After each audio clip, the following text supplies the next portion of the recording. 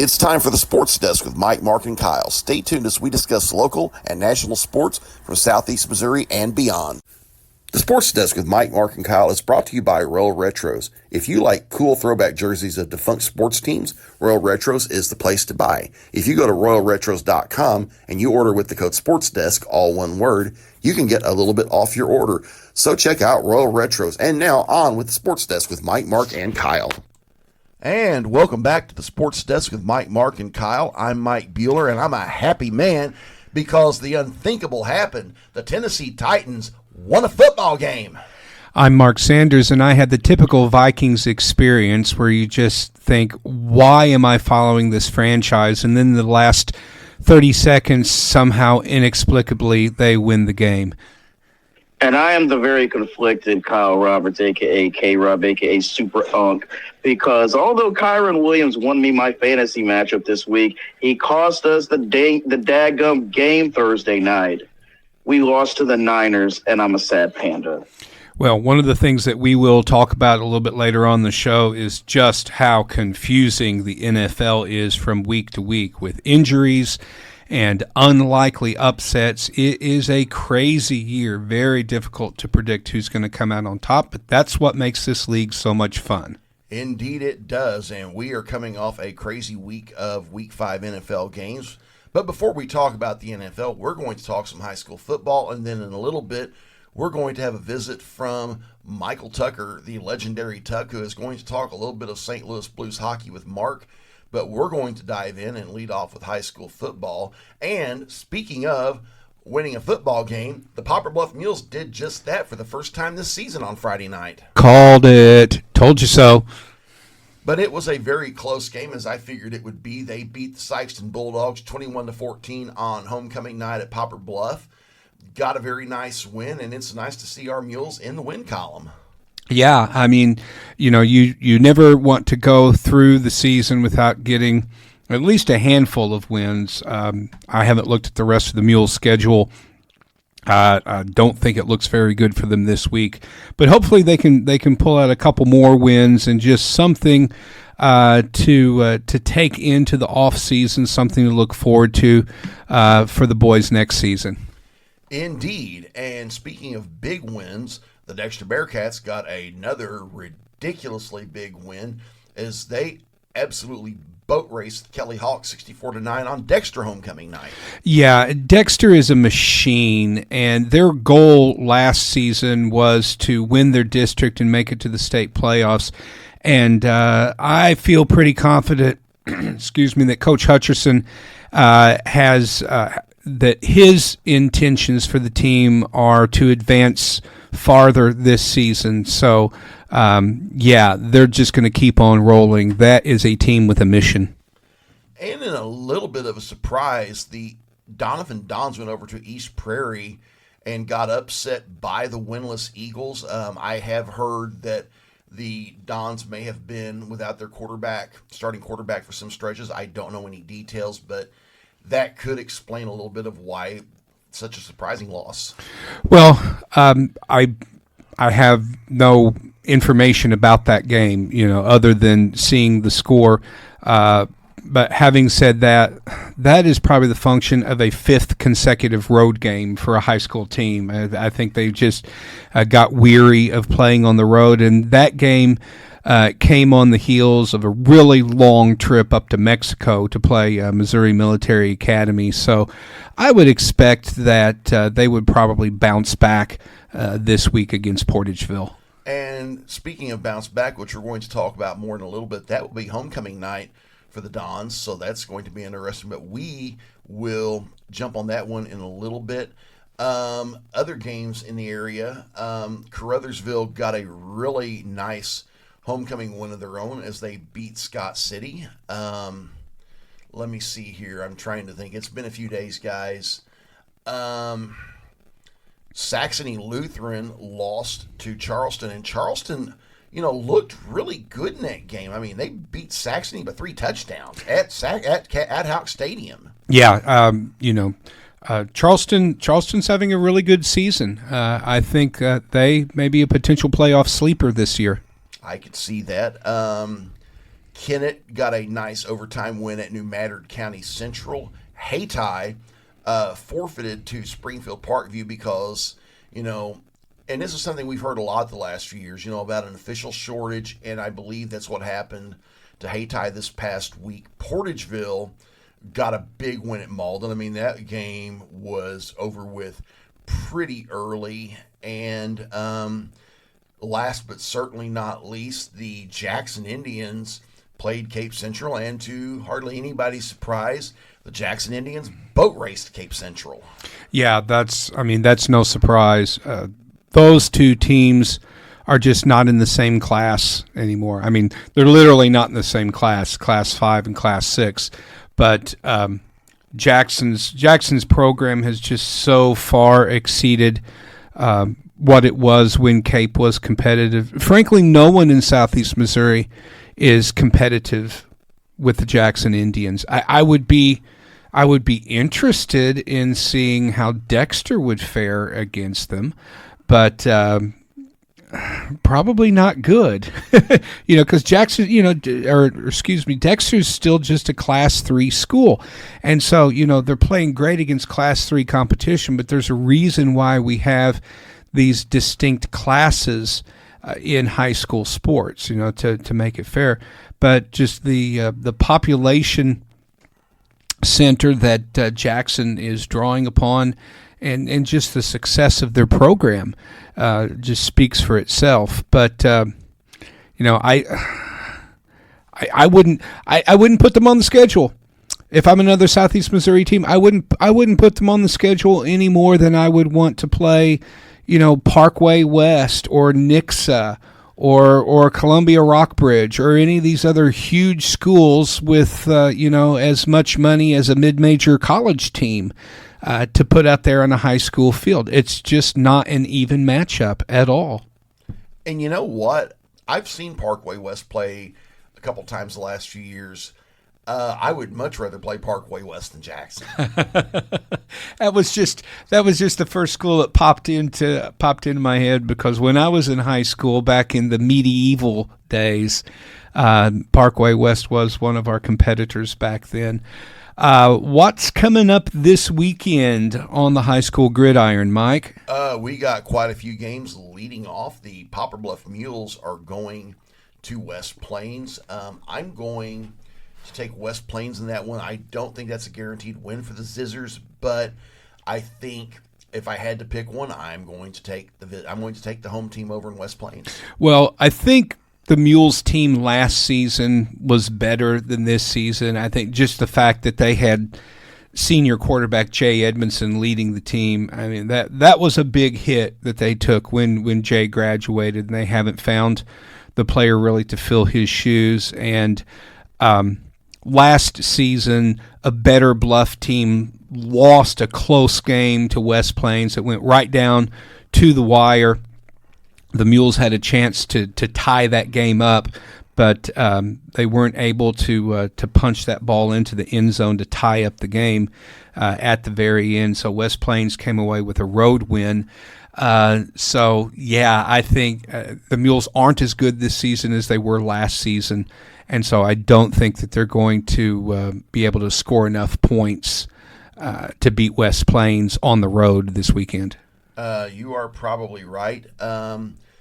Also, looking at our teams closest to home, the Kennett Indians are making the trip to Dexter. That game is getting some attention because the winner of that game wins the SEMO Central Conference. The Kennett Indians have had a really nice bounce back year. They were 0-10 last year, came into this season, I believe, on a 15-game losing streak, won their season opener, and they are currently sitting 4-2. However, I'm going to take the Dexter Bearcats in this one. It kind of reminds me of in Star Wars in The Empire Strikes Back, where Luke Skywalker went up against Darth Vader, and Vader basically told him, "You're not a Jedi yet. You're doing great, but you ain't arrived yet." And I think that's kind of the case with this Kennett Indians team. They're good, but Dexter's still just that much better.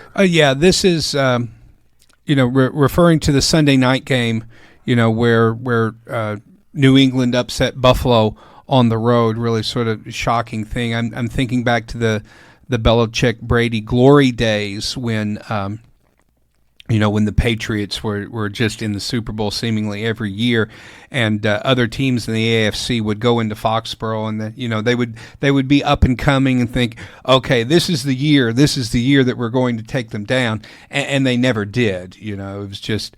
And I think that's kind of the position that Dexter is in right now, where they are clearly the best team in the district, and as long as they come out and play their game, as long as they don't overlook Kennett, as long as they're not looking ahead, I think they'll be fine. Kennett's had a really good season, and I think it's going to be a competitive game. I think it's going to come down to, like so many high school games, mental mistakes, who can make the fewest of them. Whoever has the fewer amount of turnovers, whoever commits less penalties is going to have the advantage in that game. So I'm sure both coaches are preaching about guarding against mental mistakes. It's just a matter of which team is going to be able to go out and execute. But certainly on paper, I think you have to give the edge to the Bearcats. And making a jump over to Ripley County, like we said earlier, it is going to be homecoming night in Donovan, as the Dons play host to the Portageville Bulldogs. It's hard to say for the time being. I'm going to take Portageville in this one, but this one could go either way, especially if the Dons are at full strength, which I don't think they were this past Friday night at East Prairie. Plus, one thing that's also going to help the Dons, they're back home. Yeah, that's going to be big, because they haven't played a home game since their home opener. So they've been on the road for the past 5 consecutive. The fact that it's homecoming, the fact that they've won 3 games which now is this season, the program. I think they're going to be looking for their 4th win. I saw Hayti play Portageville earlier this season, and Hayti just ran up and down the field on that Portageville team. So despite what Portageville did against Malden, I don't want to say anything insulting. I don't want to say anything hurtful. It's just that right now Malden is not a good high school football program. That is sad but true. Yeah, I mean, they're just that's just realistic. So I mean, there's judging the quality of a football team by how they played against a really undermanned Malden team is not really any indication. I think it's very important that Alex Jones be healthy.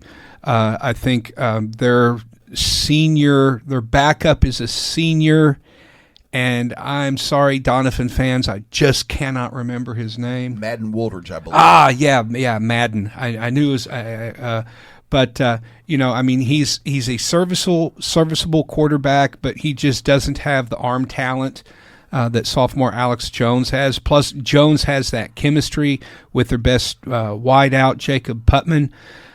So if you get Jones and Putman in there for homecoming, I think they're definitely going to have an advantage. Portageville is going to come in wound up, that's for sure.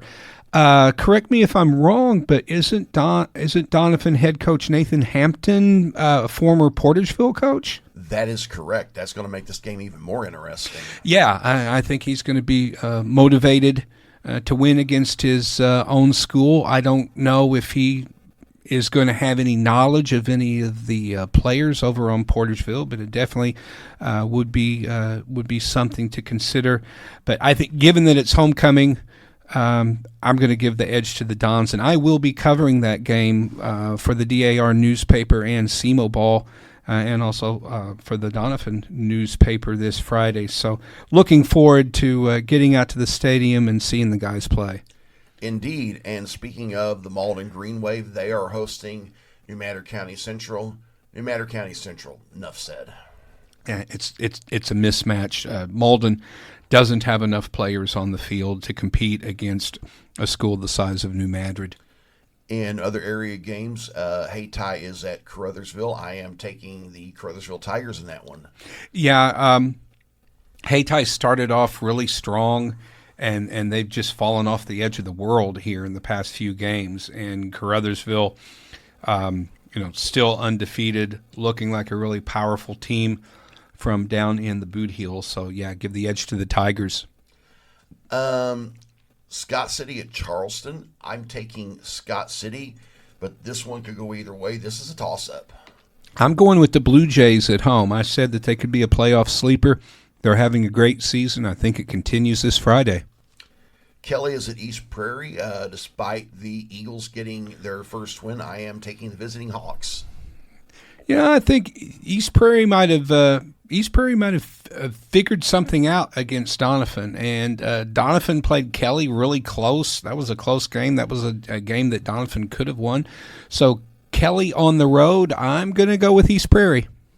That brings us to Farmington at Cape Central. I am taking the visiting Knights. Cape Central struggled to beat Poplar Bluff, and Farmington certainly did not struggle against the Mules, so I am taking Farmington in this one.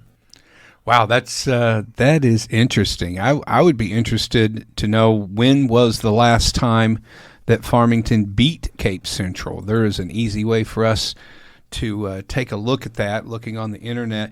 In the meantime, I'm just going to say at first glance, thinking about this game, given the beating that the Cape Central Tigers took at the hands of, hold on, I'm trying to type and talk at the same time, and it is not happening. I am being unsuccessful. But no, let's go ahead and take a look at this. I'm going to click around. Yeah, let's see. That's going to be October 10th. Yes, and while we're doing that, all right, we'll take our last game is Sykeston at Jackson. Again, Jackson is going to win this one as bad as they want to. No disrespect to the Sykeston Bulldogs, but Jackson is that much better. This game is going to get very ugly very quick, I'm afraid. Yeah, I mean, again, it's Jackson in Southeast Missouri. It's like a pro team playing a college team. I mean, it's that much of a mismatch. It is.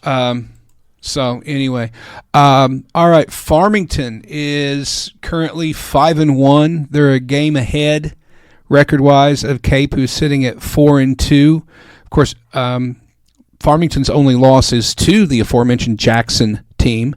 Farmington is scoring an average of almost 43 points a game, while giving up 23. Cape Central is only scoring 23 points a game while giving up almost 22 points. Let's take a look at this matchup history. And let's see. Farmington's last win was 2021. Yeah, 2021. I'm going to go, I'm going to go with my instinct here, which is that this is a bounce back game for Cape. They're playing at home.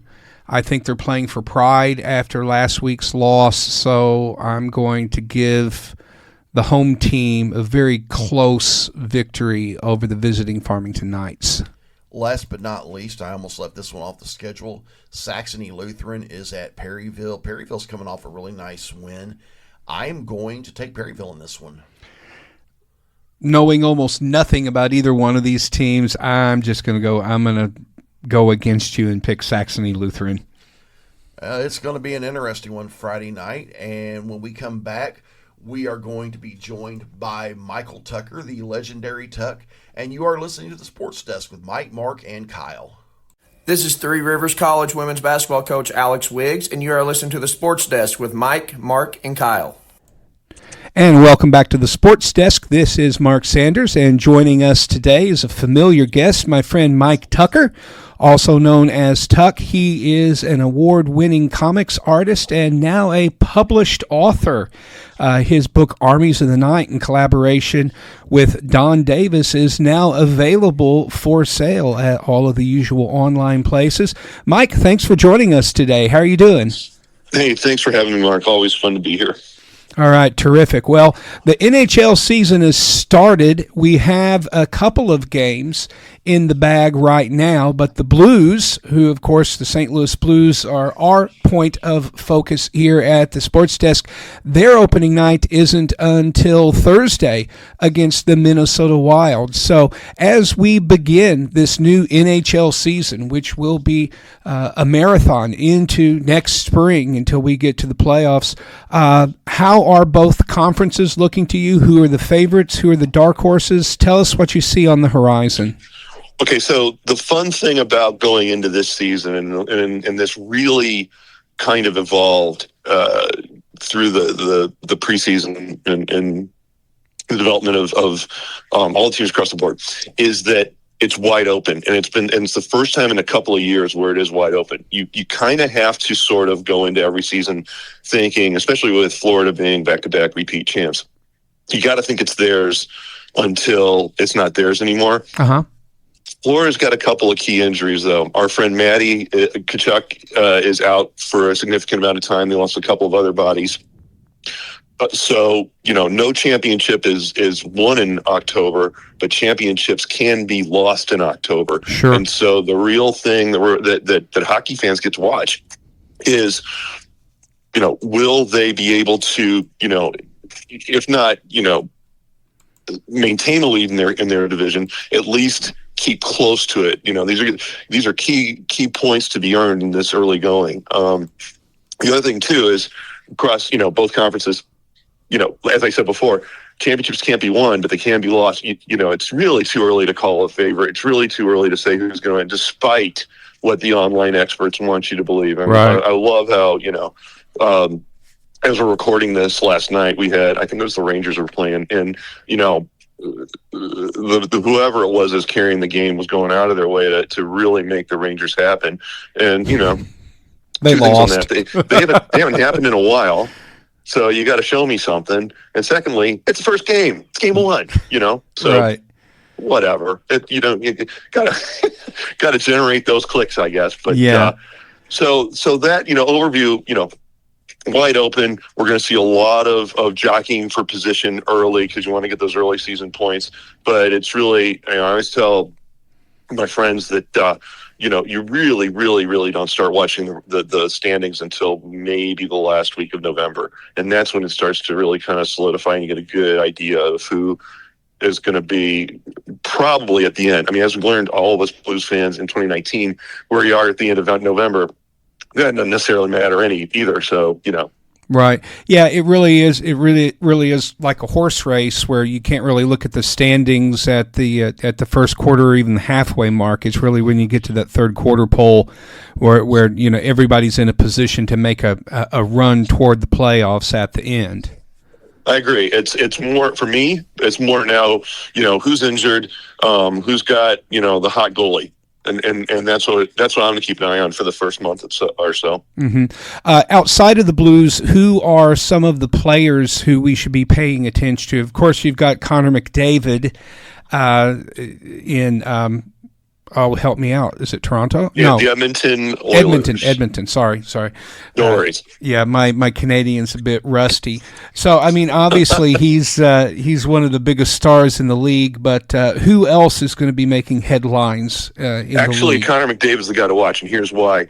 There was a lot of talk about his contract status and what was going to happen, and it was, presumably going to serve to be a huge distraction for a lot of different interests.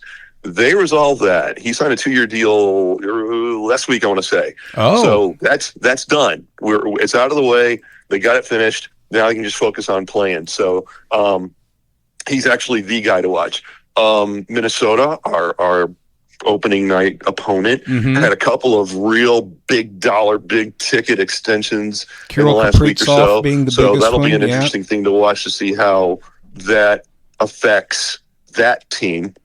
And now we no longer have the distraction of losing our stud forward or goalie or whatever. But they're making ginormous bank. And if I'm playing third line behind them, I'm kind of like, well, where's mine, right?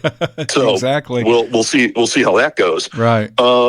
Carolina is always a team to watch for whatever reason. I know the reason, it's Brenda Moore, but they're always in the mix, right? So being good and loyal Blues fans, we tend not to pay too much attention to the Eastern Conference too much. That's really, the worldwide leader's job anyway. So we kind of lose sight of that. But as I said a second ago, it's always going to be Florida's until it's not. But at the same time, Carolina's another team to kind of keep an eye on. Dallas and the Kings out west had both really interesting summers as far as player movement and whatnot. Kopitar, our old buddy, it has announced that he's retiring at the end of the season. So I anticipate that will be motivational for some of his long-term teammates, as well as some of the newer faces that are around that franchise. And, Utah, San Jose, Seattle, yeah, thanks. Anaheim, yeah. I do want to give Utah credit for their new logo graphics with their new mascot, the Utah Mammoth. Whether you like that nickname or not, I think the graphics are solid.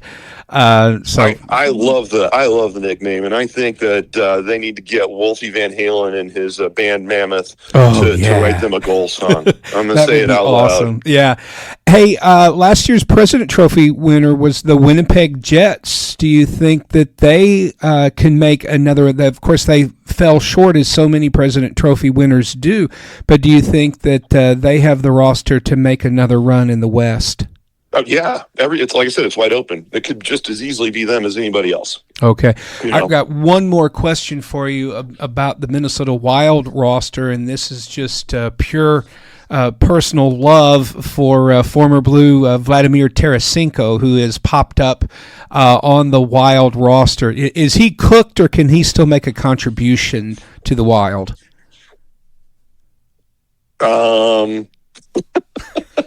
No, you could be honest. It's not like he's a personal friend. I really did like and appreciate watching Vladdy play in a Blue Note. God bless him for wanting to keep lacing him up for one last ride, and obviously Bill Guerin's willing to pay him, so good for them.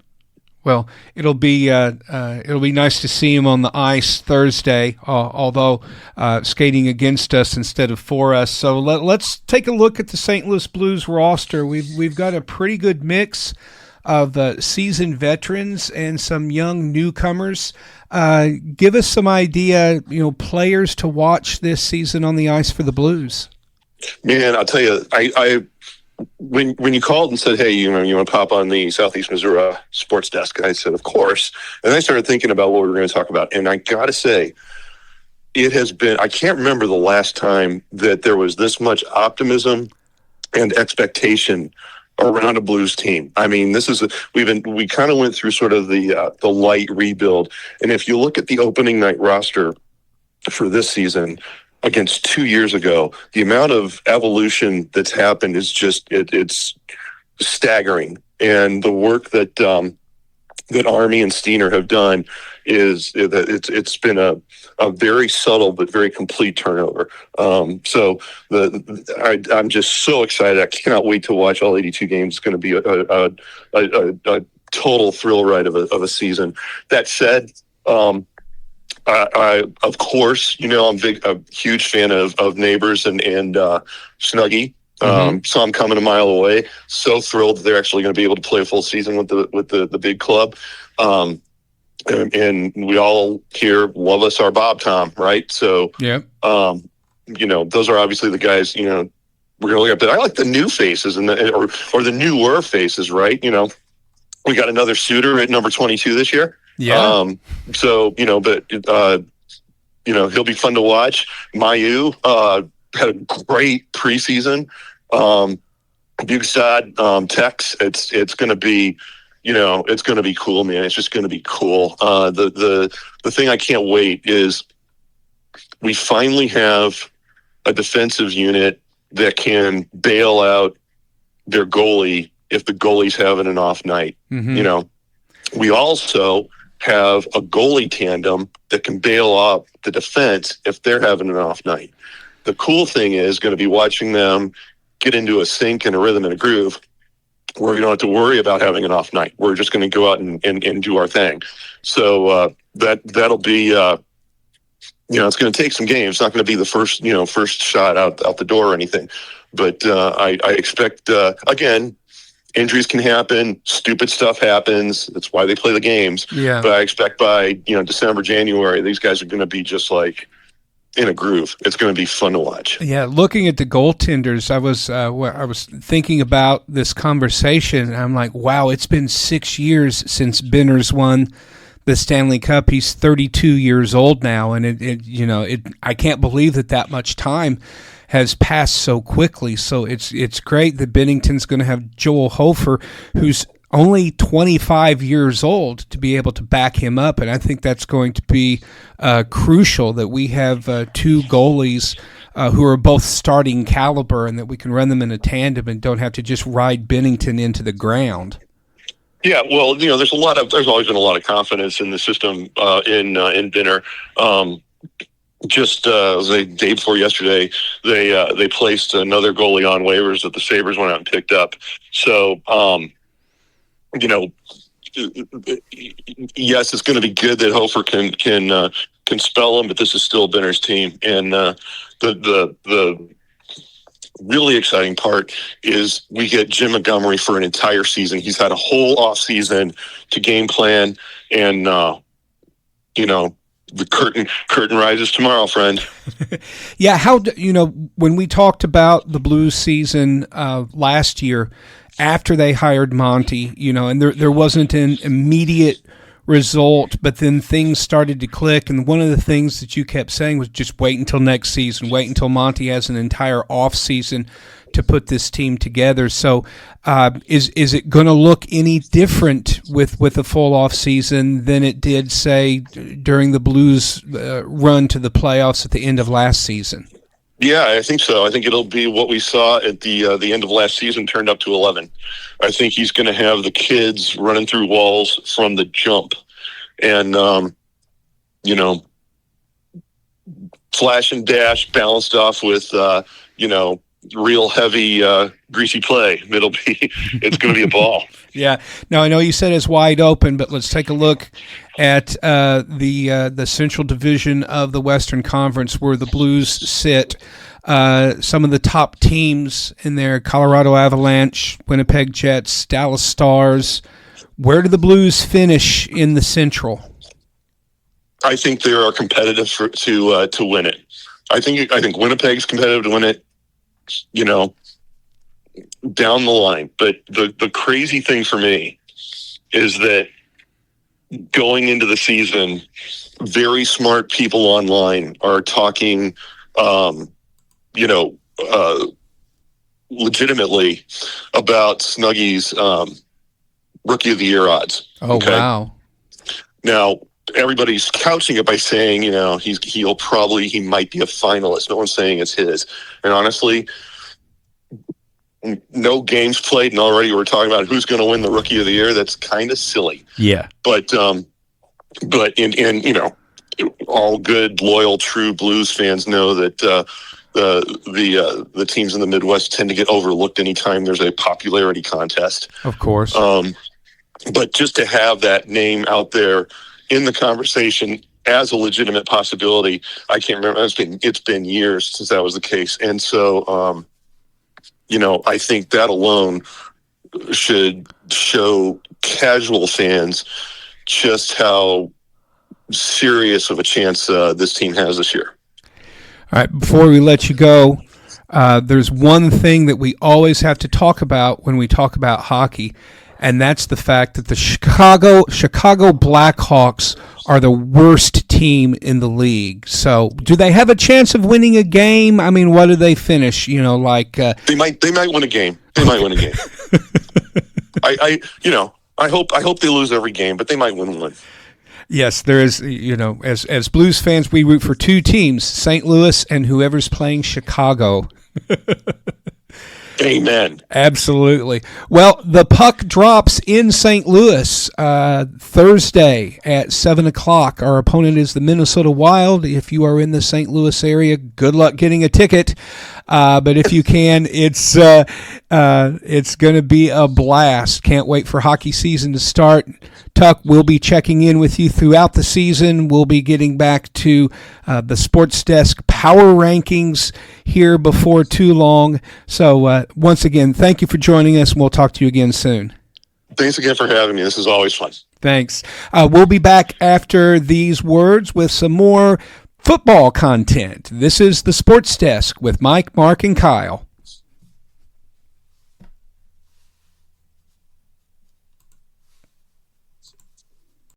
This is Three Rivers men's basketball coach Robert Kirby, and you are listening to the Sports Desk with Mike, Mark, and Kyle. And we are back on the Sports Desk with Mike, Mark, and Kyle, and it is time to talk the National Football League. I'm going to lead off because the unthinkable happened this past Sunday out in the desert. The Tennessee Titans won a football game. Hallelujah, hallelujah, hallelujah, hallelujah. He'll be here all week. It was absolutely stunning. We were down 21-3 at one point. We were down 21-6 going into the fourth quarter. And I don't think it's as much that we won that ball game. It's that the Arizona Cardinals lost it. I mean, there's no other way to say it. The Cardinals had a breakaway touchdown that would have put them up by 3 scores, but the running back let go of the ball before crossing the goal line, went out the back of the end zone for a touchback. We then took the ball and drove it down the field and scored ourselves. That's a 13-point swing right there. That is an absolutely inexcusable mistake. I cut the player. I cut that player from the team like immediately. I'm like, go to the locker room, clean out your crap. You're cut from the team. You're gone. Dropping the ball before you cross the end zone line. It's the stupidest thing in football, and people keep doing. There's absolutely no excuse. It is. How does this happen 2 weeks in a row? I don't understand it. But seriously, I would cut that player. I wouldn't care who it was. Derrick Henry. You're cut. You're off the team. Forget it. Ugh. And even at that, though, the Cardinals had this ball game pretty well in check. Late in the game, Cam Ward threw an interception in the red zone that, in all honesty, should have sealed it, except for one thing. The defender dropped the ball. It was a live ball. It went into the end zone, and Tyler Lockett fell on it in the end zone for a touchdown. Boom. We're down just 2 points. We end up getting the ball back, and Cam Ward has his first game-winning drive of his career as he drives us down the field, and we win on a walk-off field goal. And you know what? I'm going to enjoy this one, guys, because, as I've said before, beggars can't be choosy. It's nice to get this win. It may be the only win we get this year, but you know what? Thank goodness we are not going 0-17. We will not go down as the worst team in NFL history because we will not go winless. Yeah, I already told you weren't going to go down as the worst team in modern NFL history. That belongs to the 1976 Tampa Bay Buccaneers. And again, but I tell you that that Fumble-Rooski play, you could set that to the old Benny Hill Show theme. And if you're looking for that on Spotify, it's called Yakety Sax. But yeah, and then speed up the video so it looks like they're racing around, and reverse it. Yeah, that would make a fun video for all of you editing types. So congratulations to the Titans. I like Cam Ward. I think he's going to. Is he going to be an All-Pro? I don't know about that. Is he going to be a serviceable quarterback for your team for the next several years? Yeah, I think so. I think you found your guy at quarterback, which is a lot more than the Vikings can say at this point. Yeah, we are going to talk about that in a moment. But Kyle, your Rams had an absolute gut-wrenching loss to your biggest rivals this past Thursday when you played the, for you guys, hated San Francisco 49ers, but I'm going to let you talk about that one. Yeah, because I demand an explanation for how you botched this game against Mac Jones at home. As I take a drag from this cigarette and cue the Undertaker's funeral march theme from 1990, I am clinically depressed. Kyren Williams won me my fantasy matchup this week. He fumbled at the 1-yard line. We lost to Mac Pimp Daddy Jones in 2025. No Ricky Pearsall, no Jawan Jennings, no George Kittle.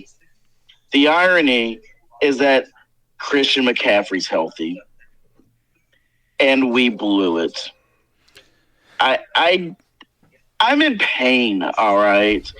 And it's not the fact that we lost, it's that we lost to them. Yeah. You know what it is? It's Kyle Shanahan. Sean McVay is a protege of Kyle Shanahan. So you know how every time Kevin O'Connell plays the Rams, it's like, oh, is he going to beat McVay because O'Connell is a McVay protege? Nope, can't beat your coach daddy.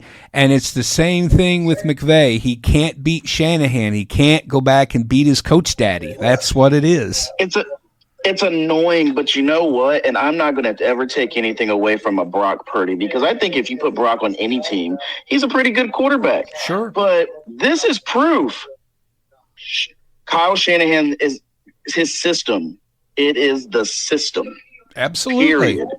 Absolutely. Because Mac Jones has never at the professional level looked like he did Thursday night. And I give all the credit and kudos to him.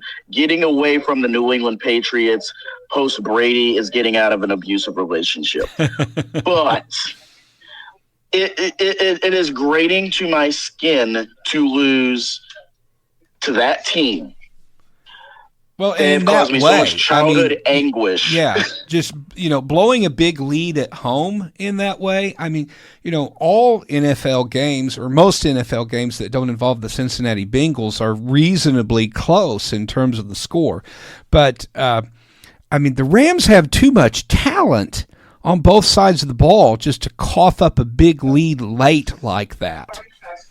And that's what bothers me the most, is that we don't have any excuses given that we're the healthy and arguably the healthiest team in the NFL, and we're playing against the walking wounded, because the 49ers are always dealing with lingering injuries to key players at key position groups.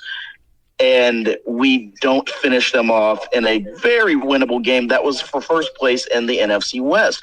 We're hitting the first corner of the season in terms of that first 4 games, and we would have established a foothold as the clear favorite, which I still think we are in the NFC West. But you can't lose these games. That sets bad precedent early on. Yeah, you cannot lose that like that. Oh, it hurts, but obviously we can redeem ourselves once we get into our picks. Well, you're on a bye this week, but we have a very winnable game against a team who it still hurts my heart to say that the Baltimore Ravens are the worst defense in professional football.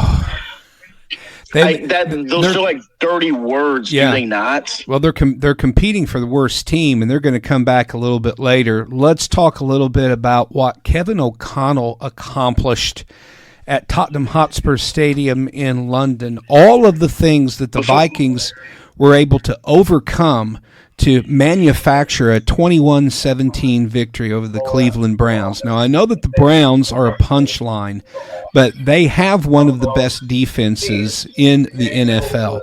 They have arguably the best pass rusher in Myles Garrett, and the Vikings went into that game.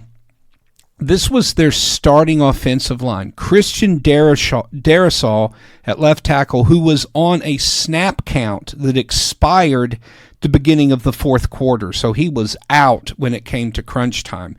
Undrafted free agent rookie Joe Huber, who last played meaningful football in Wisconsin.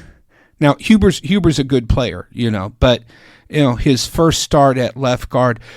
Backup Blake Brandel at center. Brandel had never played center in the NFL or at any other time in his football career until this Sunday. Our only healthy offensive line starter was free agent acquisition Will Fries, holding down the fort at right guard, and then backup turnstile Justin School over on the right tackle. Now, after Darrisaw went out, having exhausted his number of allotted snaps, they moved School over to the left side. So we're going to put the turnstile, we're going to put the open gate on Carson Wentz's blind side, and then second-year backup Walter Rouse came in to play right tackle. Well, I'm telling you, folks, do you know what this offensive line did? They held Myles Garrett to 3 pressures and 0 sacks for the entire game. Now, they didn't do it single-handed. Both of their tight ends, Josh Oliver and T.J. Hawkinson, helped out wherever Garrett was. Fullback C.J. Ham was back in the game. The Vikings overcame 2 terrible running back fumbles, one from Jordan Mason and one from backup rookie Xavier Scott. Both good runners, but come on, guys, hang on to the dang ball. There is nothing more frustrating for any football team to watch your running back fumble the ball. It is just the worst thing in the world when that happens. It happens in other places, but your running back is supposed to be the guy who can hold on to the football no matter what. And the Vikings had 0 takeaways, so they were 0-2 in the turnover game. And just to make matters worse, on an attempted 51-yard field goal that would have tied the game at 17 midway through the fourth quarter, somehow the crew at this stadium had a camera wire in front of the goalpost that Will Reichard was kicking at, and Reichard is so accurate with his kicking that he nailed that guide wire, and the ball literally took a right turn. And I saw the replay of this. I was actually in the car listening to the game on the radio, so I didn't see the video. And the ball is heading straight for 3 points, and then literally takes a right turn, and you can see the wire vibrate when the football sees it. And I saw post-game coverage like, well, the referees didn't see it and the team didn't see it. And it's like, how could you possibly not see it? I mean, the laws of physics would dictate. It's like footballs don't take a sudden right turn unless they hit something. So anyway, credit to the Vikings defense, which was porous against the run all day. Quinshon Judkins notched his first 100-yard rushing performance against the Vikings defense, and they need to come up with some answers against the run game. They are just getting gashed with the run early on, but they tightened things up. They forced the Browns into 4 consecutive punts. They did manage 2 sacks against Dylan Gabriel, who played better than Joe Flacco played. I don't know if he's your long-term answer there in Cleveland, but he was certainly better than Joe Flacco, availed himself well. And I'm not surprised. I saw him play at Oregon in his last season in college, and, he's clearly got some talent. I think he availed himself well against a defense that often confuses young quarterbacks. But the real highlight of the game was, of course, Carson Wentz driving the Vikings 80 yards downfield with less than 2 minutes left to play, and then hitting a wide-open Jordan Addison for the game-winning 12-yard touchdown pass. We had a bit of a scare there at the end because they left 12 seconds on the clock, and that was enough for Gabriel to complete a pass and have one last chance at a Hail Mary down the field. But all's well that ends well, and the Vikings escape with a 21-17 win. They go 1-1 in Dublin and London. Again, they are the first team to play in 2 separate countries, 2 separate cities overseas, back-to-back. Kevin O'Connell, I think, expressed how everyone on the Vikings, in the Vikings organization, felt. He said, my brain hurts after this. I think everyone was just really desperate to get back home. When we looked at the schedule at the beginning of the season, it was like, this is like a week 6 bye. I think it's too early in the season, and boy, is it not. Is it not? This is the ideal time for us to get this bye. And so we're off this Sunday, and then the Philadelphia Eagles, who no longer look like superheroes. They look like men with feet of clay. They look eminently beatable. In the past couple of weeks, they look beatable.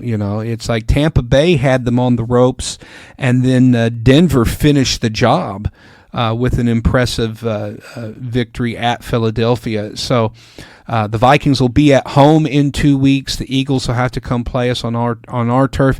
I'm sure that they will be favored. There's a lot of questions. Who's going to be back? We're hoping that Our offensive line is going to be mostly healthy. We'll probably be without starting right tackle Brian O'Neill, who's recovering from an MCL sprain. I would prefer to leave Walter Rouse at right tackle. I think Rouse has more talent than Justin School. He's bigger, he's stronger, he's younger, he's got a better upside. I'm not sure what they're thinking. Maybe they're thinking, well, Rouse is not completely ready. But again, School, I think his nickname should be the Turnstile. I mean, he's just an open gate to the quarterback. And if McCarthy is healthy and they're planning on starting him at quarterback, you have to give him the best protection. So Donovan Jackson is expected to be back after minor wrist surgery following the Cincinnati game. So there's a lot of people in Minnesota talking about how, hey, let's leave Blake Brandel in at center. He had a really good game. He's big, he's strong, he's experienced on that Vikings offensive line. He gives you a better chance of avoiding the bull rush up the middle than second-year player Michael Juergens does, although I think Juergens has availed himself well also. Maybe they put Juergens, if he's healthy, because he was out with a hamstring injury, but maybe they put Juergens back at center and they move Brandel out to right tackle. Who knows?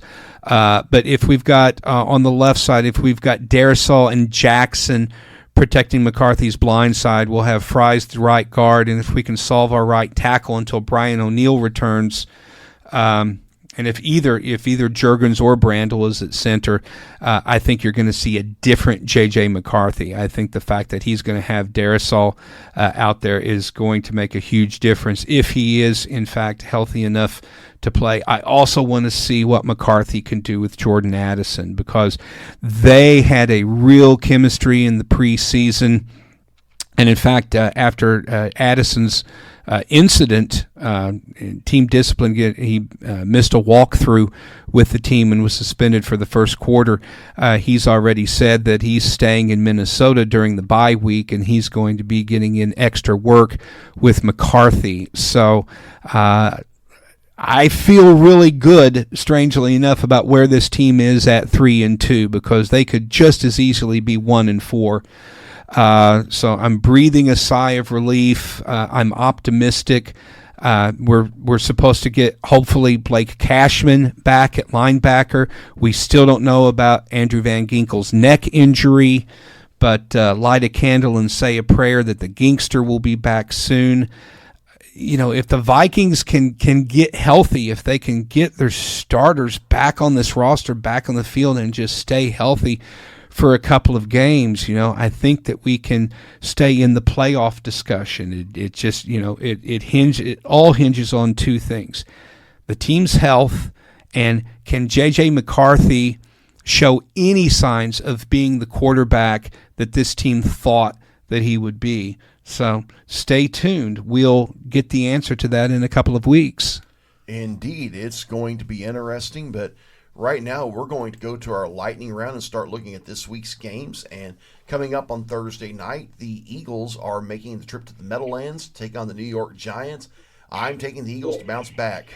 Yeah, the Eagles are going to beat the Giants.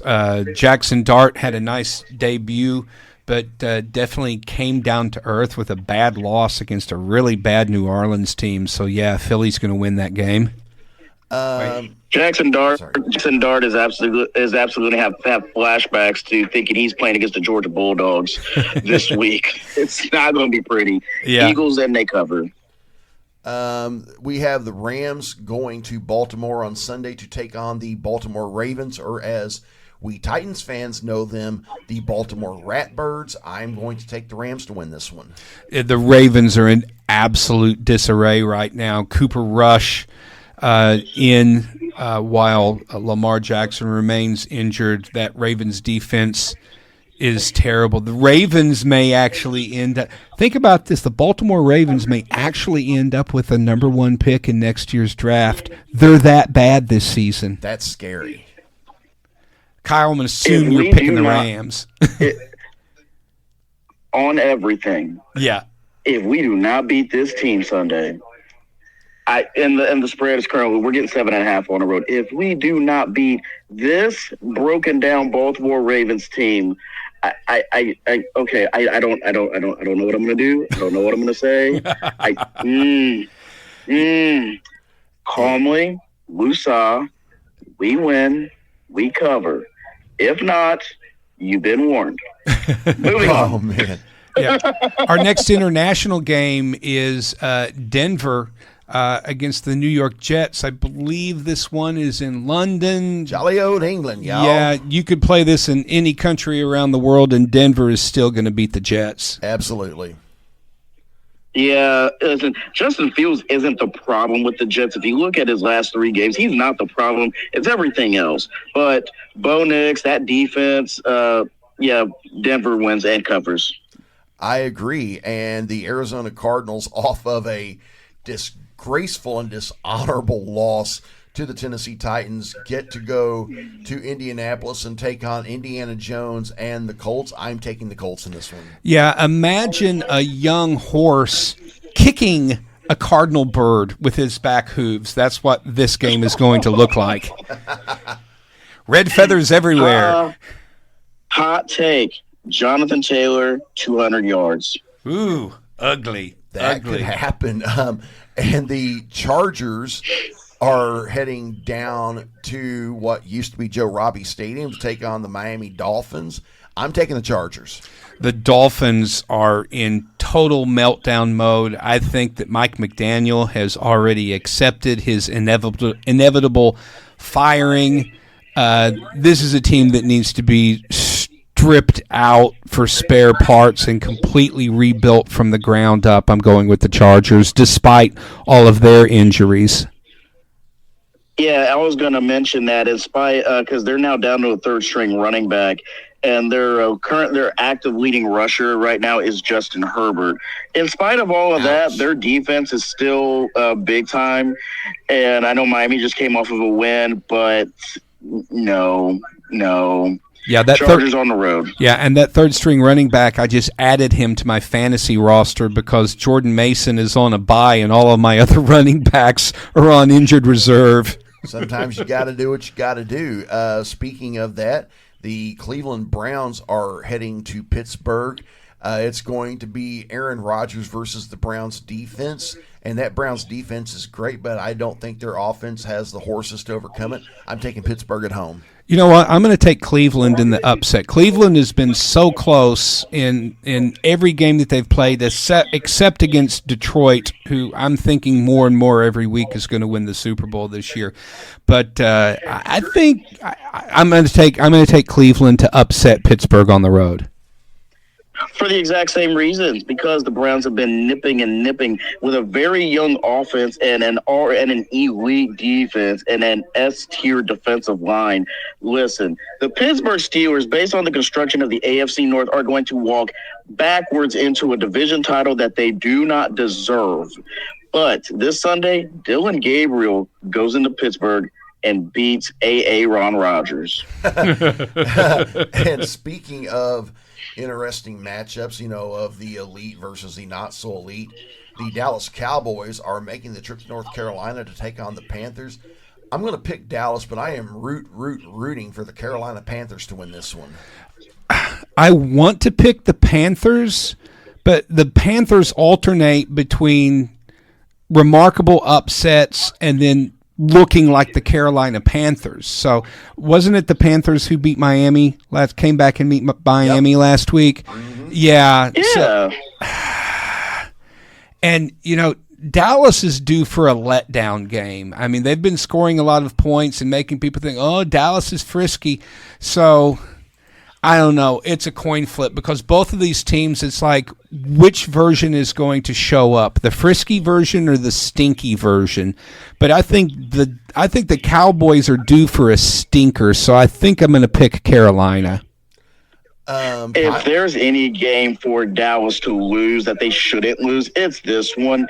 But I just think that the way their offense is humming and the work that Dak is doing with less and no CeeDee Lamb has been quite impressive in spite of their horrendous defense. I'm taking the Cowboys. All right. And in what might be possibly the best matchup of the week, the Seattle Seahawks are making the trip to Duval County to take on the Jacksonville Jaguars, who are coming off a huge Monday Night Football win against the Kansas City Chiefs. This is going to be a good one. I'm going to take Jacksonville at home. You know, in my weekly buy or sell feature, I'm buying Liam Cohen and the Jacksonville Jaguars. This team is for real. That was not a fluke last night. They beat a very good, very motivated Kansas City Chiefs team. And my sell is going to be Kansas City place kicker Harrison Butker. He's terrible. He's absolutely terrible. He is a liability on that Chiefs team, and he needs to be replaced. So my buy is Jacksonville. They're going to win their 5th game of the season at home against Seattle, and my sell is Harrison Butker. Which means somebody needs to get a new fantasy kicker. Wink, wink. Remember last week when I said if Jacksonville wins this game, do not be surprised.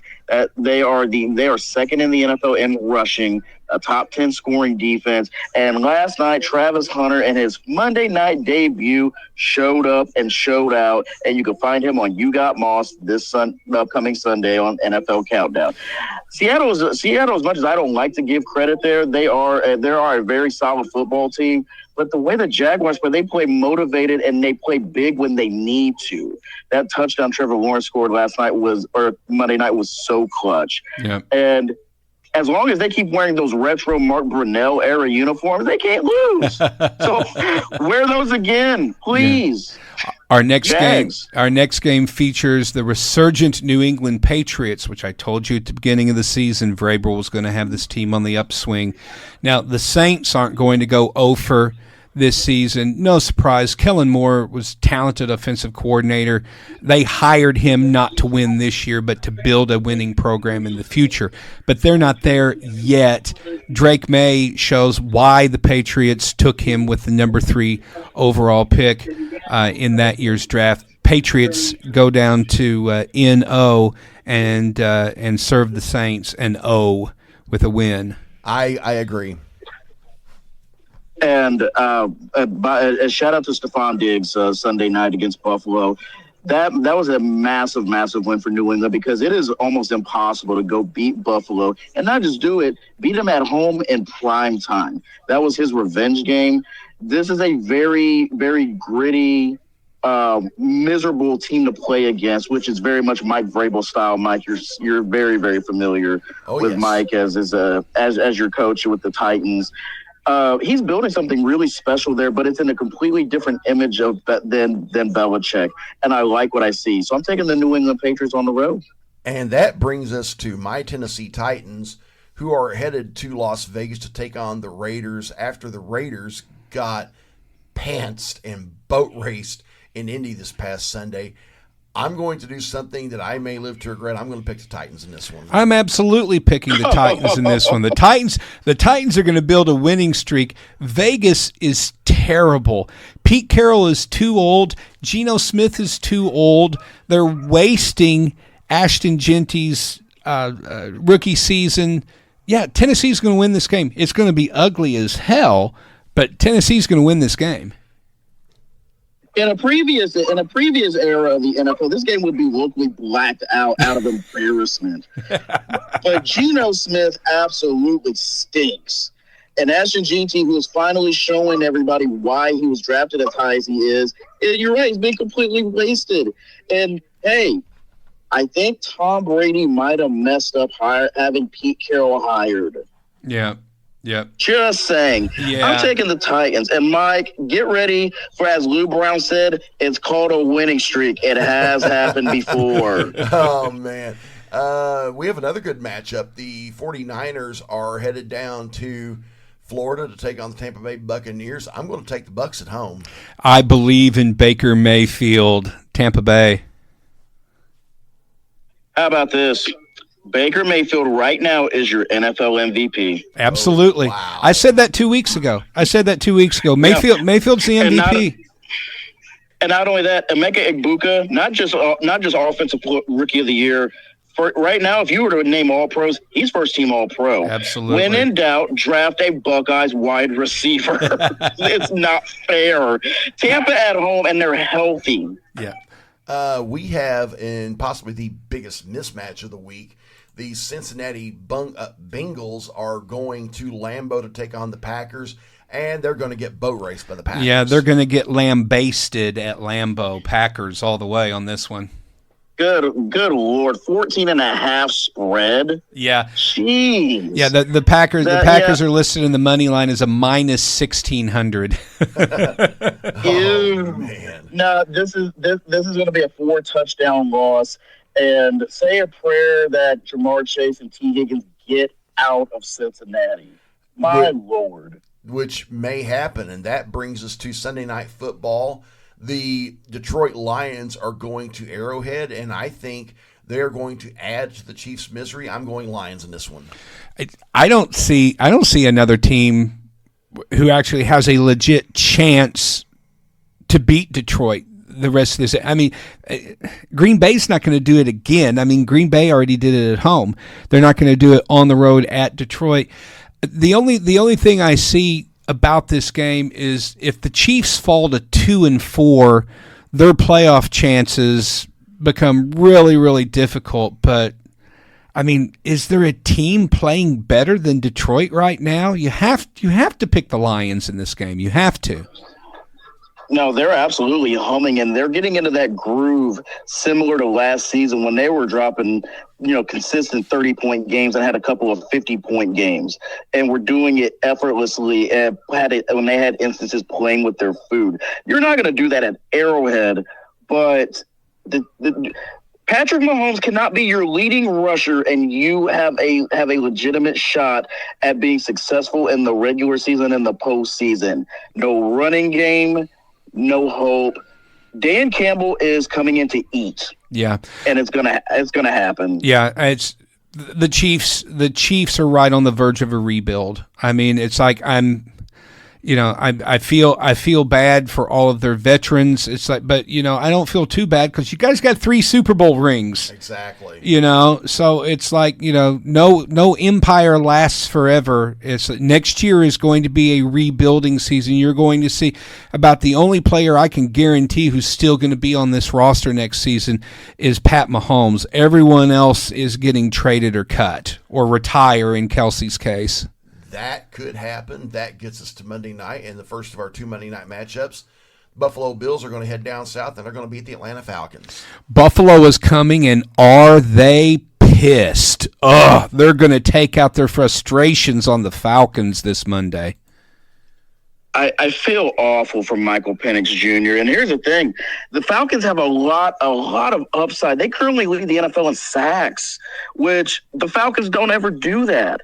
And they're at home. You would think that there's a lot working against them, but Josh Allen lost to New England on a Sunday night at home. You do not want to be an Atlanta Falcon this upcoming Monday. They're going to take out their frustrations on the Dirty Birds. And last but not least, the Chicago Bears are going to the nation's capital to take on the Washington Commanders. I'm going to go upset. I'm going to take Bears in this one. I'm not picking against a healthy Jaden Daniels at home, Washington. Y'all remember what happened the last time the Bears came to D.C.? Yeah, that was Dear Tyreek Stevenson, cover the ball, knock it down. All right, now But believe it or not, I have this as my highest scoring game of the week because these two offenses have huge capabilities of exploiting mediocre defenses. But I'm taking Washington at home because Jaden Daniels is healthy. Yeah, absolutely. All right, our final word today. We're not gonna do a lot of pregame breakdown. It's just looking at it. But Roll Tide right into Como, Alabama at Mizzou. Mike, who do you got? I'm taking the Tigers. Kyle. I have to apologize to my father, who is an Alabama fan, which makes me question a lot of things between him and my mother. But we're at home. This is one of the biggest home games we've had in a long time. And Mizzou is number 1 in the FBS in total yards per game allowed. We're motivated. We are ready. This is big. We're winning.